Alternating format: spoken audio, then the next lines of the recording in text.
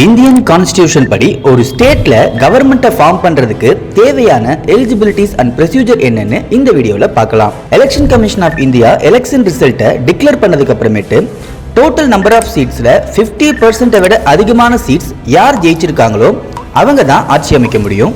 For example 234 seeds இருக்குன்னா அதுல 50% 117. So 118 இல்ல அதுக்கும் அதிகமான சீட்ஸை தனி மெஜாரிட்டியாவோ இல்ல கூட்டணி கட்சிகளோட சேர்ந்தோ எந்த கட்சி ஜெயிக்குதோ அவங்களால தான் கவர்மெண்ட்டை ஃபார்ம் பண்ண முடியும். ஆர்டிகல் 153 அண்ட் ஆர்டிகல் 154 படி ஒரு ஸ்டேட்டோட கவர்னர் தான் ஒரு பார்ட்டி கவர்மெண்ட்டை ஃபார்ம் பண்றதுக்கு பெரிய ரோல் பண்றாரு. ஒரு பார்ட்டி தனி மெஜாரிட்டியில 50%க்கும் அதிகமான சீட்ஸை ஜெயிச்சிருச்சுன்னா ஆர்டிகல் 164 படி பெரிய அளவுல கன்ஃபியூஷன்ஸ் எதுவும் இல்லாம நியூ கவர்மெண்ட்டை ஈஸியா ஃபார்ம் பண்ணிட முடியும். ஆனா அந்த மெஜாரிட்டி எலெக்ஷன்ல பார்ட்டிசிபேட் பண்ண எந்த பார்ட்டிக்கும் இல்லைன்ற பட்சத்துல அடுத்த கான்சிக்வன்சஸை அந்த ஸ்டேட் ஃபேஸ் பண்ணும். காமன் மெஜாரிட்டியா இருக்கிற பார்ட்டி சில சீட்ஸ் மட்டுமே ஜெயிச்ச கட்சிகள் கூட சேர்ந்து கவர்மெண்ட்டை ஃபார்ம் பண்ண ட்ரை பண்ணலாம். அப்படி இல்லைன்னா ஆவரேஜான சீட்ஸ் ஜெயிச்சிருக்க 2-3 கட்சிகள் சேர்ந்து 50% மெஜாரிட்டியை ப்ரூவ் பண்ணி கவர்மெண்ட்டை ஃபார்ம் பண்ணவும் வாய்ப்பு இருக்கு. இதுக்கு பேர் தான் ஹங் அசம்பிளி, அதாவது தொங்கு சட்டசபை அப்படின்னு சொல்றாங்க.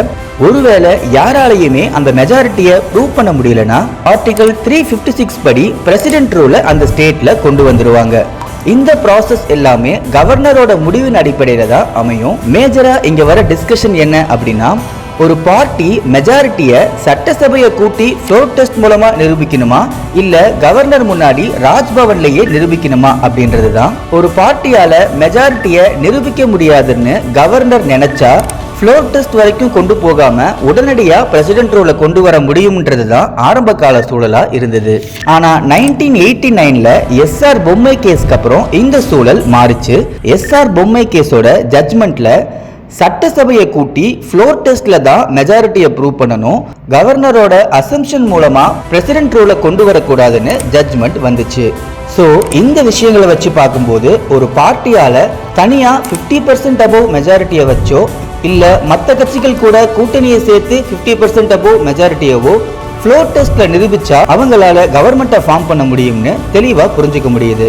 இந்த மாதிரி இன்ஃபர்மேட்டிவ் வீடியோஸை தெரிஞ்சுக்கணும்னா நம்ம ஈவா ஸ்டாலின் IAS அகாடமியை சப்ஸ்கிரைப் பண்ணி வச்சுக்கோங்க.